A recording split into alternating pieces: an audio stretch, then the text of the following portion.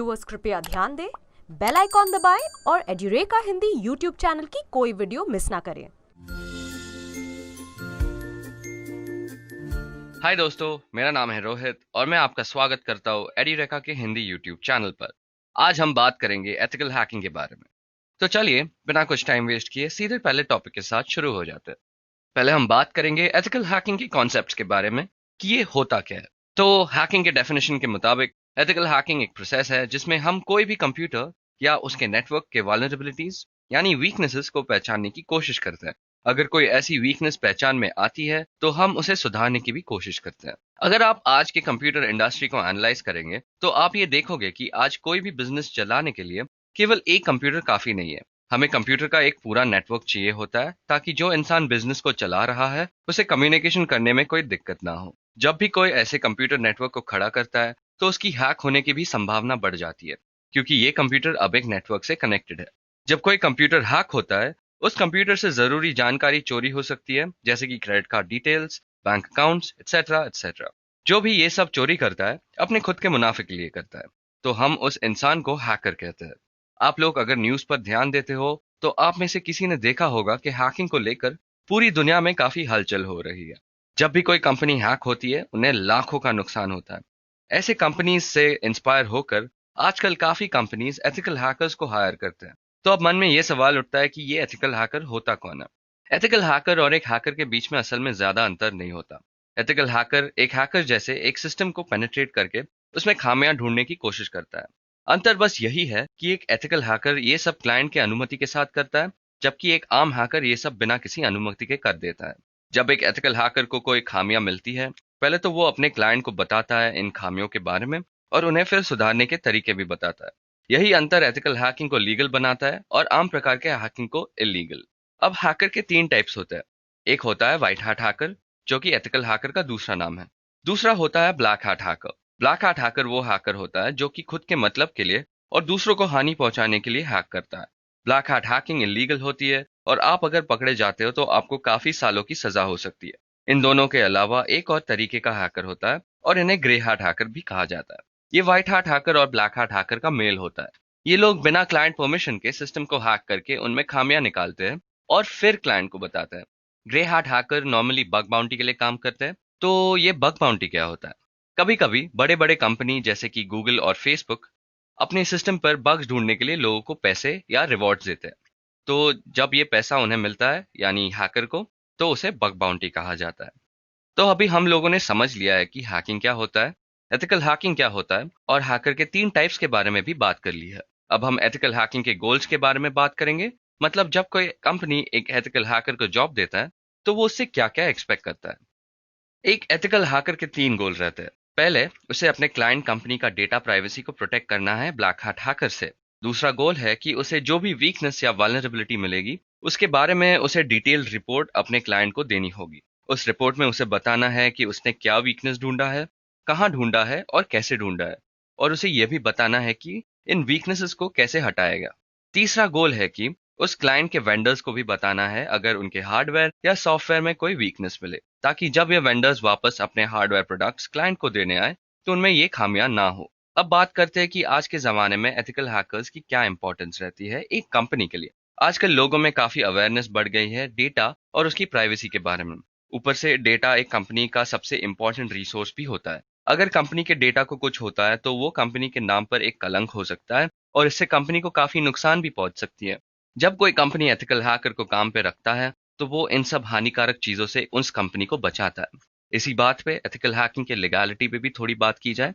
अगर कोई ethical hacker अपने कॉन्ट्रैक्ट के बाहर जाकर छेड़छाड़ करे तो वो काम इलीगल हो जाता है और ऐसे काम से आपकी एथिकल हैकिंग की सर्टिफिकेशन भी कैंसिल हो सकती है। चलिए अब आगे बढ़ते हैं। अब हम बात करेंगे सिक्योरिटी थ्रेट्स के बारे में। एक एथिकल हैकर रोज कुछ सिक्योरिटी थ्रेट के साथ डील करता है, तो ये जरूरी है कि आपको इन सिक्योरिटी थ्रेट्स की जानकारी हो। तो सिक्योरिटी थ्रेट असल में क्या होता है? अब कोई भी सिचुएशन जो किसी भी कंपनी या ऑर्गेनाइजेशन या फिर एक कोई कंप्यूटर को खतरे में डालता है उसे एक सिक्योरिटी रिस्क के नाम से जाना जाता है। किसी कंप्यूटर के सिक्योरिटी के लिए पहला कदम होता है कि इन सिक्योरिटी थ्रेट्स को पहचानना। इन्हें पहचानने के लिए इनके अलग अलग टाइप्स के बारे में भी हमें जानकारी रखना जरूरी है। तो सिक्योरिटी थ्रेट्स असल में दो टाइप्स के होते हैं, फिजिकल और नॉन फिजिकल। अगर कोई शख्स अपने कंप्यूटर पर खुद आके उसे हानि पहुंचाए तो उसे हम फिजिकल थ्रेट्स का एग्जाम्पल मान सकते हैं। वैसे ही अगर आपके कंप्यूटर को कोई मालवेयर या वायरस हानि पहुंचा रहा है तो उस मालवेयर को हम नॉन फिजिकल थ्रेट्स का एग्जाम्पल मान सकते हैं। फिजिकल और नॉन फिजिकल थ्रेट्स के भी कई टाइप्स होते हैं। फिजिकल थ्रेट्स के 3 क्लासिफिकेशन है: इंटरनल, एक्सटर्नल और ह्यूमन थ्रेट। अब इनके बारे में एक एक करके बात करते हैं। सोचिए कि आपके कंप्यूटर के अंदर आग लग गई हो तो उसे हम इंटरनल थ्रेट का एग्जाम्पल मान सकते हैं। अगर आपके घर पर बिजली की प्रॉब्लम की वजह से वोल्टेज की दिक्कत हो और उससे आपका कंप्यूटर खराब हो जाए तो वो एक्सटर्नल थ्रेट का एग्जाम्पल माना जा सकता है। अब आखिरी टाइप है ह्यूमन थ्रेट। ह्यूमन थ्रेट वो हर कोई हानिकारक सिचुएशन होती है जो कि इंसानों की वजह से होता है, जैसे कि कंप्यूटर का चोरी या फिर कंप्यूटर के साथ गलत खिलवाड़। अब आगे बढ़ते हैं और नॉन फिजिकल थ्रेट्स के बारे में बात करते हैं। अगर आप एक एथिकल हैकर बनते हो आपको रोज ऐसे नॉन फिजिकल थ्रेट्स के साथ डील करना पड़ेगा। इसके कुछ एग्जाम्पल्स है वर्म्स, मालवेयर, ट्रोजन और वायरसेस। एथिकल हैकर के रूप में आपका काम है इन्हें एक कंप्यूटर पर पहचानना और उस सिस्टम को सुरक्षित रखना। एक कंप्यूटर को ऐसे चीजों से सुरक्षित रखने के लिए आप कुछ प्रिवेंटिव मेजर्स भी ले सकते हैं, जैसे कि लॉजिकल सिक्योरिटी मेजर्स को सेटअप करना, कॉग्निटिव साइबर सिक्योरिटी टूल्स को इंस्टॉल करना, अलग अलग टाइप के ऑथेंटिकेशन सिस्टम्स का इस्तेमाल करना, जैसे कि फेशियल ऑथेंटिकेशन या फिर पासवर्ड रिलेटेड ऑथेंटिकेशन या फिर वो ऑथेंटिकेशन जो बायोमेट्रिक्स के द्वारा भी की जाए। एथिकल हैकर अपने क्लाइंट कंपनी में इंट्रूशन डिटेक्शन सिस्टम या फिर इंट्रूशन प्रिवेंशन सिस्टम भी इंस्टॉल कर सकते हैं। ये दो टूल्स आज के ज़माने में काफ़ी इंपॉर्टेंट भी माना जाता है। चलिए अब बात किया जाए एथिकल हैकर के स्किल सेट के बारे में। अगर आप खुद एक एथिकल हैकर बनना चाहते हैं तो आपको भी इन अलग अलग स्किल्स को डेवलप करना पड़ेगा। पहले आपको प्रोग्रामिंग सीखनी चाहिए। एक एक्सपीरियंस एथिकल हैकर को डिफरेंट टाइप्स के प्रोग्रामिंग लैंग्वेजेस आती हैं, जैसे कि HTML, जावास्क्रिप्ट, पाइथन, रूबी, जावा और बैश स्क्रिप्टिंग और ऐसे ही बहुत सारी लैंग्वेजेस। इन सारे लैंग्वेजेस में वो एक्सपर्ट क्यों ना हो, पर उसे इनकी जनरल वर्किंग के बारे में पता होता है। एक एथिकल हैकर को ऑपरेटिंग सिस्टम की इन डेप्थ नॉलेज भी होती है और उन्हें कई प्रकार के ऑपरेटिंग सिस्टम के साथ काम करना आता है, जैसे कि विंडोज, मैकओएस और लिनक्स। ऑपरेटिंग सिस्टम और प्रोग्रामिंग छोड़ के एक एथिकल हैकर को नेटवर्किंग का भी इन डेप्थ नॉलेज रहता है।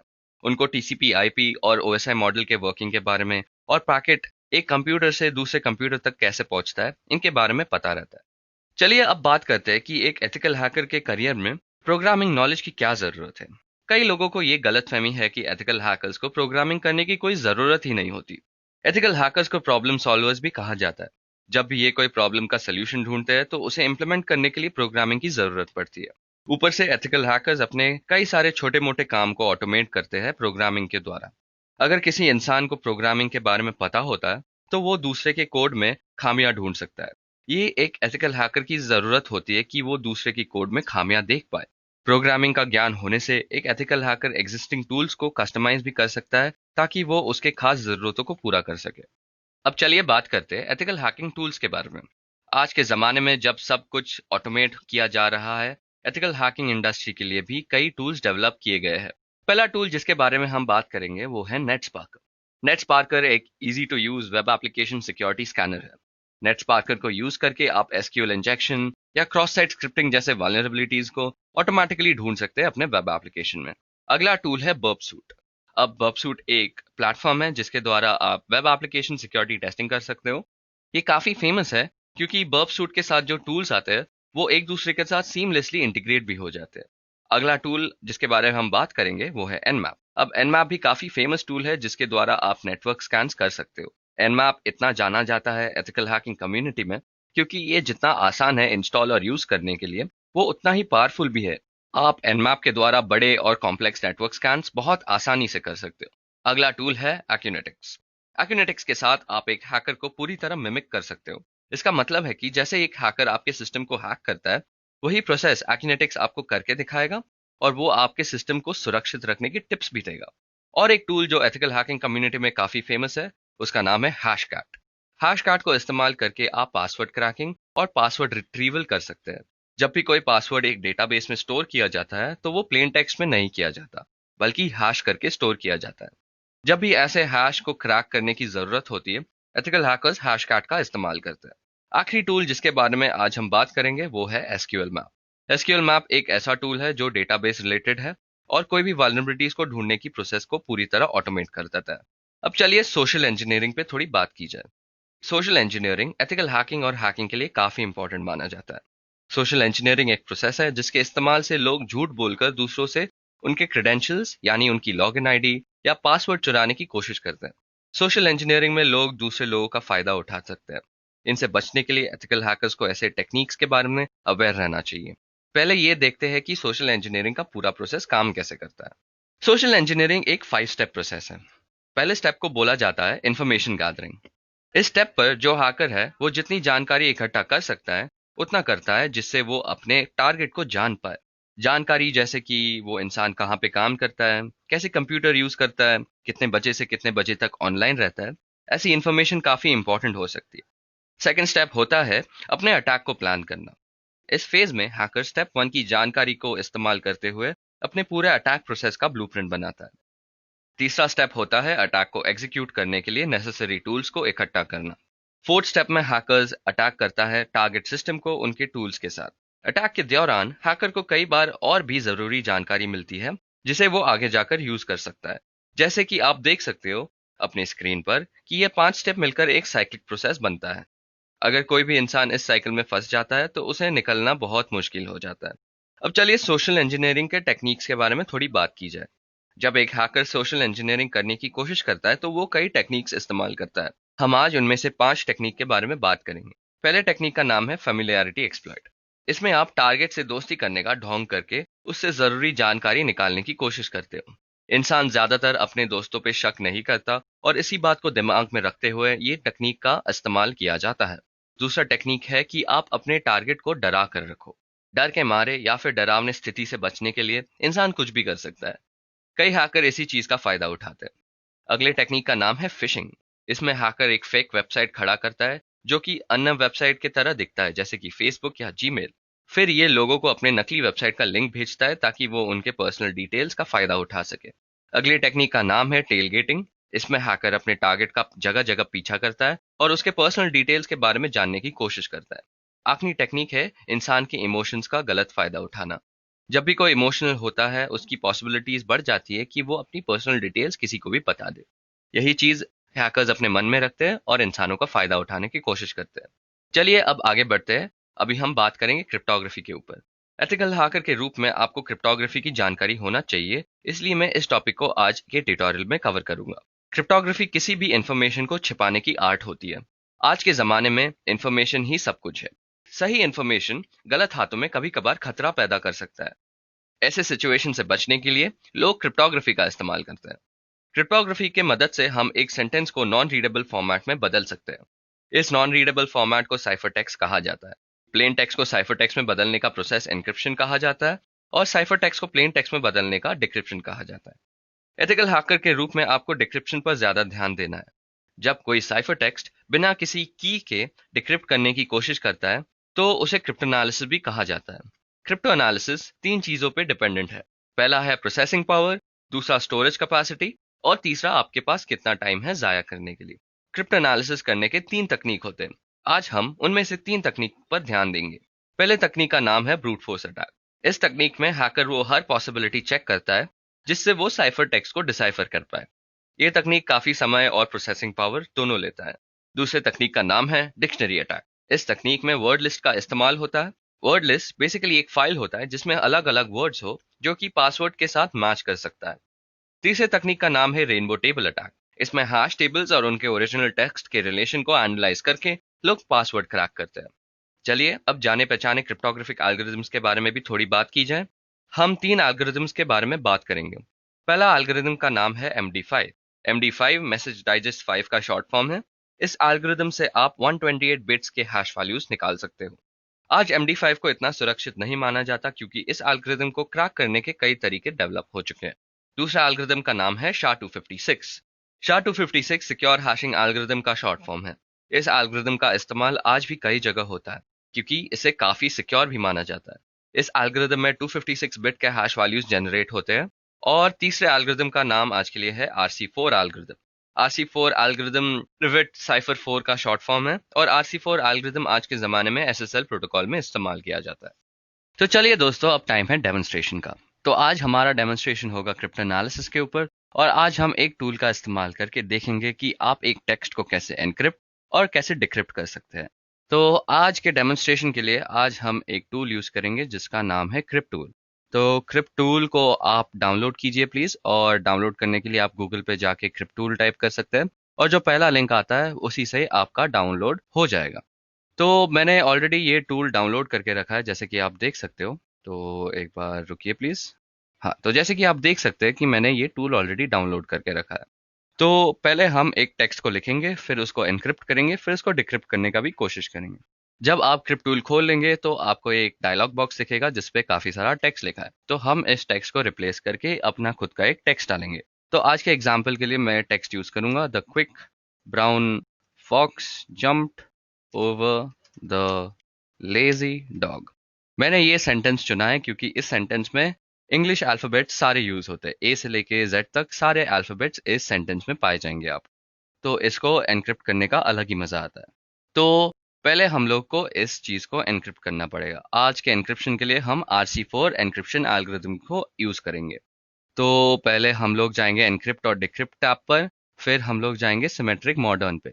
तो सिमेट्रिक मॉडर्न पे अगर आप जाओगे तो आपको दिखेगा कि इधर RC4 का ऑप्शन लिखा है। तो हम लोग इधर की लेंथ को पहले तो 24 बिट्स कर लेंगे, और ये 000 ही रखेंगे। तो इसको हम अभी एनक्रिप्ट दबा के एनक्रिप्ट कर देंगे। तो जैसे कि आप देख सकते हो, अगर ये टेक्स्ट को मैं पढ़ने की कोशिश करूँ तो इसका कोई मतलब नहीं बनता क्योंकि अभी एनक्रिप्ट हो चुका है। तो इस टेक्स्ट को हम साइफर टेक्स्ट कहते हैं, और ये नॉन रीडेबल फॉर्मेट में पाया जाता है। तो अगर आप इसको एनालाइज करोगे तो आपको दिखेगा कि ये सारे हेक्साडेसिमल वैल्यूज है। तो अब चलिए इसको डिक्रिप्ट भी किया जाए। तो डिक्रिप्ट करने के लिए आपको एनालिसिस टैब पे जाना पड़ेगा, और एनालिसिस टैब में जाके आपको जाना पड़ेगा सिमेट्रिक एन्क्रिप्शन मॉडर्न पे। फिर वापस आपको RC4 को चूज करना है। यहाँ पे आप वापस की लेंथ को 24 बिट्स को चेंज कर देंगे, और आपको बस स्टार्ट दबाना है। तो ऐसे स्टार्ट दबाने के बाद आप देखोगे कि ऐसा एक डायलॉग बॉक्स खुल जाता है जिसमें आपको दिखेगा कि इधर 24 बिट का ब्रूट फोर्स सर्च हो रहा है। तो जैसे कि हम लोग ने डिस्कस किया था, ब्रूट फोर्स वो मेथड होता है जिसमें कंप्यूटर हर कोई पॉसिबिलिटी यूज करके देखेगा इस साइफर टेक्स्ट पर। तो अभी हम वेट करेंगे कि ये साइफर टेक्स्ट अभी डिक्रिप्ट हो जाए। तो अभी इसको डिक्रिप्ट होने में अभी 1 मिनट बाकी है, तो उसके लिए हम वेट करते हैं। तो जैसे कि आप देख सकते हैं दोस्तों कि ये डिक्रिप्शन होने में भी काफ़ी टाइम लग रहा है। तो जैसे कि मैंने बताया था, ब्रूट फोर्स होने में काफ़ी टाइम लगता है। ये एक छोटा सा टेक्स्ट है तो उसमें भी इसको 1 डेढ़ मिनट लग गया।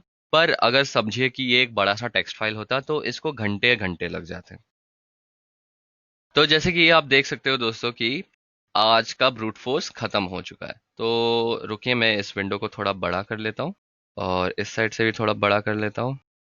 तो अभी देखा जाए कि इस लिस्ट में क्या क्या दिया गया है। तो पहले तो एक कॉलम दिखता है हम लोग को एंट्रोपी बोल के, दूसरा दिखता है हेक्स टर्म बोल के। फिर होता है कि डिक्रिप्शन में टेक्स्ट क्या मिली है और उसकी की का यूज हुई है। तो जैसे कि आप देख सकते हो कई की यूज हुए गए हैं, और एंट्रोपी का इस कॉलम में मतलब है कि जितना कम एंट्रोपी होएगा उतना ही करेक्ट आपका डिक्रिप्शन होएगा। तो जैसे कि हम देख सकते हैं इधर सबसे कम एंट्रोपी है 4.3685, और बाकी सारे एंट्रोपी 4.3685 से ज्यादा है। और वाकई में हम देख सकते हैं कि उसका डिक्रिप्शन भी असल में सही है। तो हम लोग का जो ओरिजिनल टेक्स्ट था, जो कि ओरिजिनल प्लेन टेक्स्ट है, वो था the quick brown fox jumped over the lazy dog, और वही हमको डिक्रिप्शन के बाद मिला है। तो हम इधर एक्सेप्ट सिलेक्शन कर सकते हैं। तो वापस वो एक डायलॉग बॉक्स खुल जाएगा कि एनक्रिप्शन के बाद, डिक्रिप्शन होने के बाद, कि हम लोग को वापस सही प्लेन टेक्स्ट मिला है।